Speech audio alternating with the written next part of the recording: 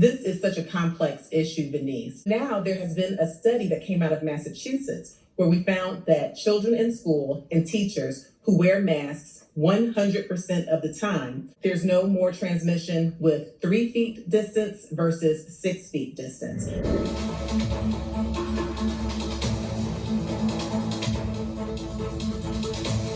6 feet to 3. The CDC may relax some social distancing guidelines in schools. It's reviewing new data to see if physical distancing rules in schools should be changed. That's all to advise students to stay at least 3 feet apart instead of the 6 feet that we've become accustomed to.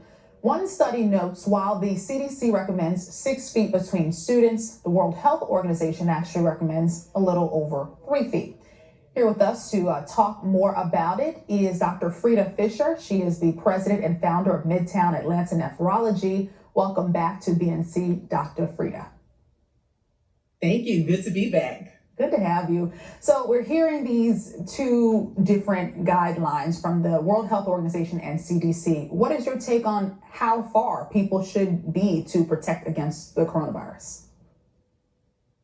This is such a complex issue, Denise. Early on, when we were collecting our data, 6 feet, that's been what you keep hearing, physically distanced 6 feet, socially distanced 6 feet. But now there has been a study that came out of Massachusetts where we found that children in school and teachers who wear masks 100% of the time, there's no more transmission with 3 feet distance versus 6 feet distance. And so now it's looking like if we're able to put the 3 feet distance in as an evidence-based recommendation, this could really help us to overcome some of the hurdles of sending our children back to school. If we're able to say, hey, you could be 3 feet apart as opposed to 6 feet apart, that makes the logistics make that much more sense. But of course, we want to be sure that the evidence is in place and that people understand that's with wearing masks 100% of the time.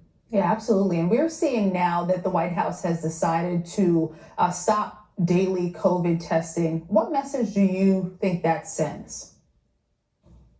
I actually think it sends an optimistic message. Now that it seems like most of the people in the White House have their vaccinations, and we're seeing more and more evidence showing us that the vaccinations not only keep you from getting sick, but there's also evidence showing that they may keep you from spreading the infection, from carrying the infection. It just gives us a glimpse into the optimism we should have if most people become fully vaccinated. And speaking of spreading the coronavirus, we know that the UK variant is spreading. It's now, some people say, a concern. It's spreading more quickly than other variants. What do you say about that, and how can people continue to protect against, say, that variant that is so much more contagious?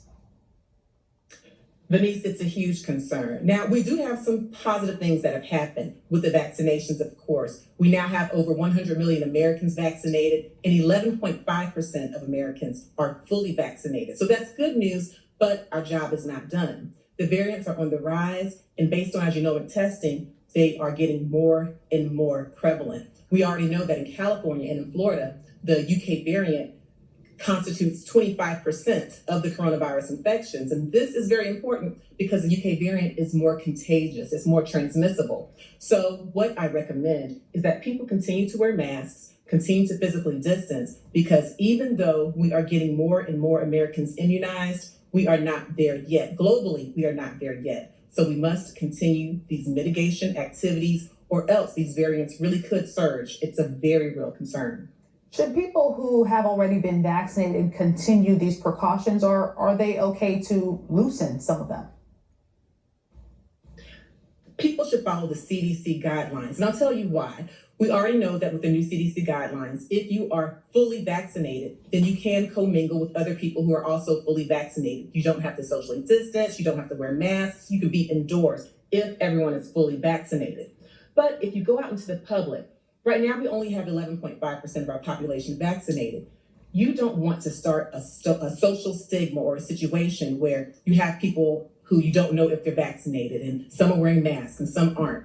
So as a sense of community right now, until we reach herd immunity, everyone in public should still be wearing masks, distancing, washing hands, doing all of those things. But also, Denise, we need to follow the recommendations of the CDC closely, because as we get closer and closer to herd immunity, the recommendations will change. We will get to a point where the masks won't necessarily be recommended all of the time in public. For right now, though, even if you're fully vaccinated, still respect the recommendations and wear masks in public.